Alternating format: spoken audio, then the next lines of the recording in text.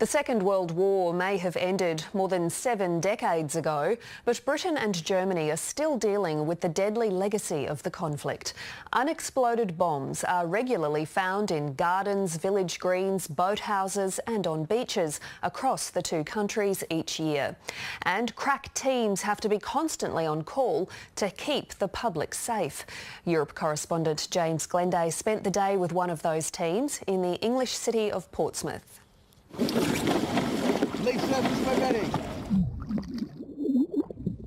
On England's south coast, this Navy bomb squad is practising for a delicate, dangerous task.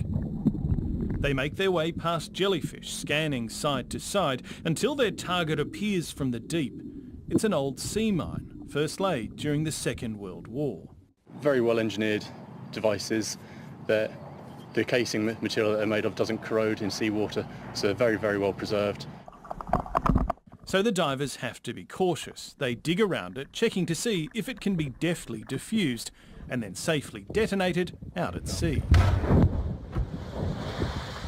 This is not a job for the faint-hearted. One false move could be fatal. When you see it finally going, when it's been a successful controlled detonation, you can see the power of the bomb. You feel it through the boat and you think, maybe for a split second, oh God, imagine if. Roughly 10% of bombs dropped on Britain during the Blitz didn't explode, and the team is often called to construction sites around landmarks that were targeted by the Germans in World War II. In February, the divers dealt with the 500-kilogram bomb in the Thames that grounded planes at London City Airport.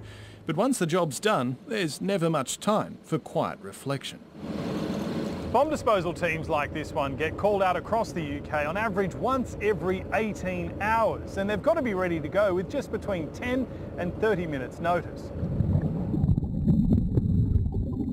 Last year, this squadron recovered World War I and II ordnance from 291 different sites alone.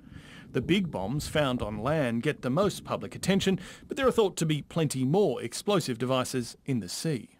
The Allies alone laid approximately 150,000 sea mines alone during the First and Second World Wars. And out of those 150,000, 10% have been accounted for. This task may be tricky, tough and occasionally treacherous, but this group at least knows they've got enough work to last a lifetime. James Glenday, ABC News, Portsmouth.